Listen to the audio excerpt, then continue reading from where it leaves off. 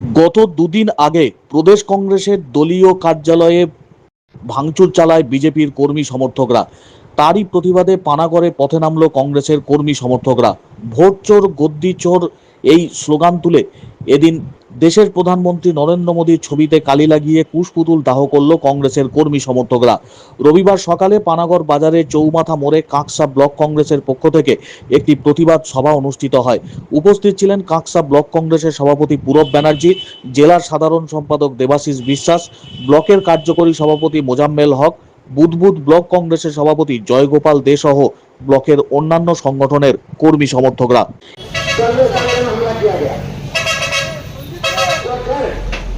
आज चोरी करके जब लोकसभा के मोदी का खड़े हुए थे 12 अगस्त से 7 गांव का जो टिकट चल रहा था, 780-85 लोगों का वोटर कार्ड बना दिया गया। आज यहाँ वोट देता है तो वोट आता है, हो चल जाता है एक ही आदमी निर्वाचन कमीशन के साथ मिल करके। अब हमारे साथ ब्लॉक कांग्रेस के सभापति पूरब बनर्जी अपना मूल्यवान वक्तव्य रखेंगे। बहुत धन्यवाद रविंद्र भाई,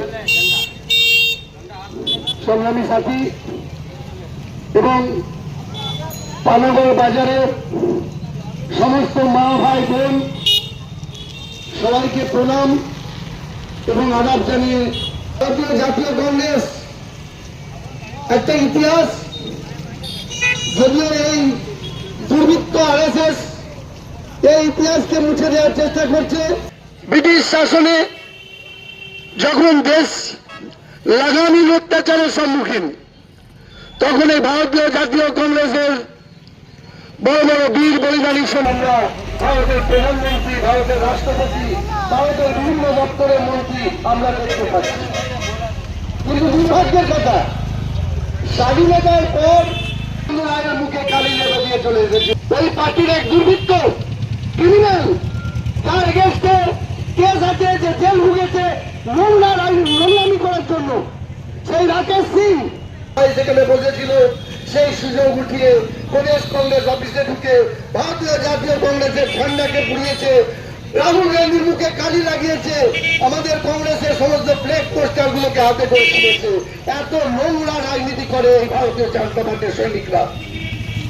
রাজ্য জুড়ে আমরা ধিক্কার জানাবার জন্য এই যখন ব্যাখ্যা দিয়ে পার্লামেন্টে বারবার বলছিলেন যে বিজেপি সরকার যখন আজকে দিন বলে সরকারে এসেছিলেন, তারপর থেকে জনগণের কষ্টের সীমা নাই, জনগণের দিনকে দিন হচ্ছে যে মূল্যবৃদ্ধি, দ্রব্যমূল্য বৃদ্ধি হয়ে যাচ্ছে, মানুষ বেকারত্বের সংখ্যা বেড়ে যাচ্ছে।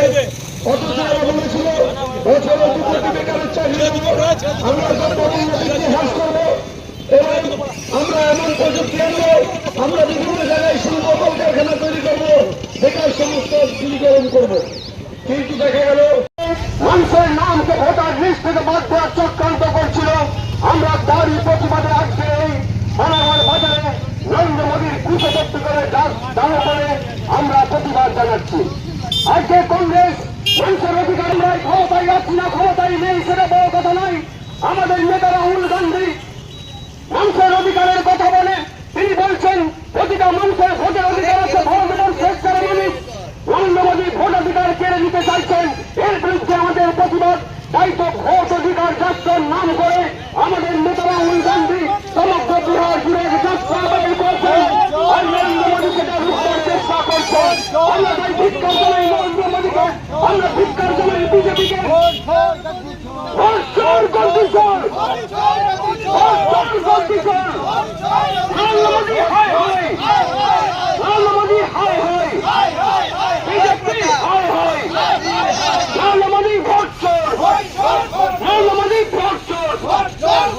সাধারণ মানুষের জন্য কংগ্রেস লড়ছে, লড়বে। সাধারণ মানুষের জন্য কংগ্রেস লড়ছে, লড়বে। প্রত্যেক মানুষের ভোটাধিকার থাকছে, থাকবে। ভোটাধিকার কারোর যাচ্ছে না, যাবে না। ভোটের অধিকার কেড়ে নেওয়া যাচ্ছে না, যাবে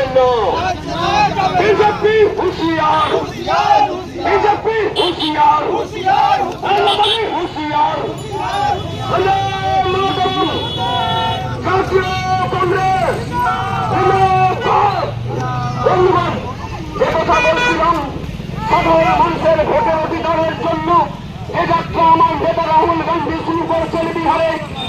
এই যাত্রাকে দেখে মানুষের মানুষ যেভাবে এগিয়ে আসছে, লক্ষ লক্ষ মানুষ এগিয়ে আসছে।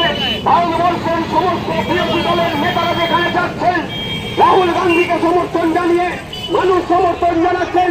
সেই সমর্থন দেখে লোকের ঢল দেখে বিজেপি ভয় পেয়ে গেছে। তাই তো নরেন্দ্র মোদী এবং বিজেপি রাহুল গান্ধীর এই যাত্রাকে আটকানোর চেষ্টা করছে। আমরা বলতে চাই, মানুষের অধিকারকে বিজেপি কেড়ে নিতে পারবে না। এই কথা বলার জন্য আমরা প্রতিবাদ জুড়ে বেরিয়েছি। আগামী দিন যদি প্রয়োজন করে পশ্চিমবাংলায় রাহুল গান্ধী যাত্রা করবেন।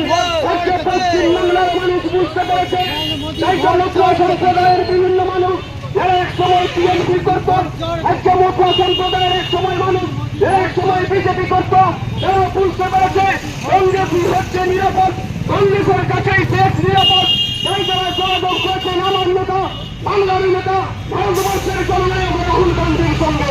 মতুয়া সম্প্রদায়ের একটি প্রতিনিধি দল এবং তারা রাহুল গান্ধীর এই গত পরশুদিন প্রদেশ কংগ্রেস কার্যালয় বিধান ভবনে বিজেপির গুন্ডা ক্রিমিনাল রাকেশ সিং তার দলবল নিয়ে আমাদের প্রদেশ কংগ্রেস অফিসে, যখন আমাদের কয়েকটা ভাই ছিল, নিশ্চুপ প্রদেশ কংগ্রেস অফিস ছিল, সেই সুযোগ উঠিয়ে আমাদের রাহুল গান্ধীর ফটোর উপরে কালিমা লিপ্ত করেছে, আমাদের কংগ্রেসের ঝান্ডা জ্বালিয়েছে, আমাদের প্লেসগুলোকে ছিঁড়েছে। এই জঘন্যতম কাজ। একই জিনিস ঘটেছে বিহারের প্রদেশ কংগ্রেস অফিসে। এই যে বিজেপির একটা নিকৃষ্টতম রাজনীতি, এর প্রতিবাদ জানাতে এবং এদিকে ধিক্কার জানাতে আজকে আমরা একটা প্রতিবাদ